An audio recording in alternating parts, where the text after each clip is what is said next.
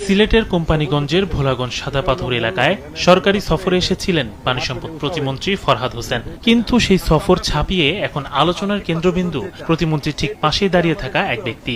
তিনি আর কেউ নন, সাদা পাথর লুটের আলোচিত মামলার প্রধান আসামিদের একজন এবং বিএনপি নেতা শাহাবুদ্দিন। গত বুধবার পানি সম্পদ প্রতিমন্ত্রী ফরহাদ হোসেন ভোলাগঞ্জ সাদা পাথর নৌকাঘাট পরিদর্শনে যান। কিন্তু সবাইকে চমকে দিয়ে প্রতিমন্ত্রীর ঠিক পাশেই দেখা যায় কোম্পানিগঞ্জ উপজেলা বিএনপির সাবেক বহিষ্কৃত সভাপতি ও বর্তমান সিলেট জেলা বিএনপির সহসভাপতি শাহাবুদ্দিনকে, যিনি খোদ খনিজ সম্পদ উন্নয়ন ব্যুরোর দায়ের করা সাদা পাথর লুট ও পরিবেশ ধ্বংস মামলার অন্যতম আসামি। কোন জায়গায় ভূত ভূত তাড়ানোর জন্য আইছে উজা, এখন উজার সাথেই ভূত। এই হচ্ছে আমাদের বাংলাদেশের অবস্থা।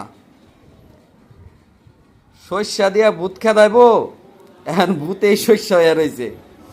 এখন ভূত খেদাবো কেমনে?